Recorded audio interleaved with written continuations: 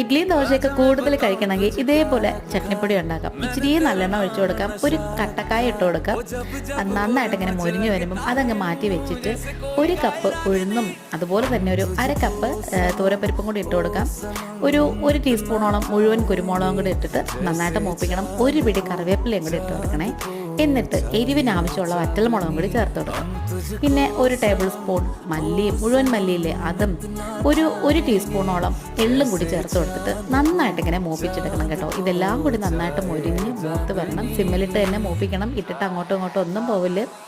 പിന്നെ നേരത്തെ മൂപ്പിച്ച് മാറ്റി വെച്ചിട്ടുണ്ടായിരുന്ന ആ കട്ടക്കായം തവിട് പൊടിയാക്കി ഇതിലേക്ക് അങ്ങ് ഇട്ട് കൊടുക്കണേ.